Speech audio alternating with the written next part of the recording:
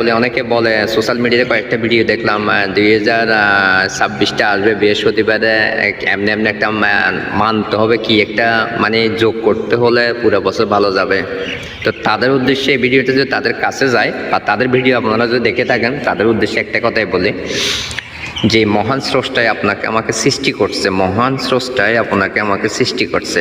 উনি যদি আপনার এই 4 আঙ্গুল কপালে যদি ভাগ্য না লেখে থাকে তাহলে আপনার 2026 আসুক, 27 আসুক আর 30 আসুক কিছুই খণ্ডাতে পারবে না। ঠিক আছে, এইসব ভৌতাবাজি ছাড়েন, ভৌতাবাজি থেকে দূরে চলে আসেন, নিজের বিশ্বাস মনোবল অটুট রাখুন। ঠিক আছে, আপনি যখন মার গর্ভে থাকবেন, মার গর্ভে থাকা অবস্থাতে মহান সৃষ্টিকর্তা আপনাকে প্রত্যেকটা ধর্মের মানুষকে তখন আপনার কর্মে নির্ধারণ করে দিয়েছে কখন আপনি কষ্ট করবেন, কখন সুখ করবেন, কখন দুঃখ করবেন, কখন কার সাথে গালাগালি করবেন। ঠিক আছে, তবে যখন আপনাকে সৎ জ্ঞান দিয়েছে আপনি সৎ পথে চলতে হবে।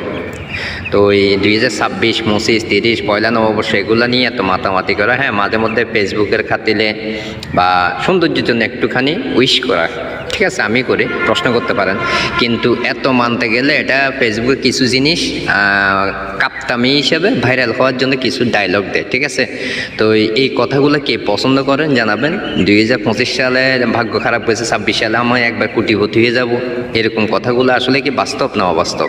তো আমার 2026টা বা কীরকম আসবে সেটা মহান সৃষ্টিকর্তা জানে। তা আমি জানি যে আমার সৃষ্টিকর্তা আমার কপালে যেটা লেখছে আমি এটাই কষ্ট করব। ঠিক আছে, তা আমার কথার টপিকের সাথে ভিডিওর সাথে যদি একমত তখন অবশ্যই কমেন্ট বক্সে জানাবেন এরকম কে বিশ্বাস করেন।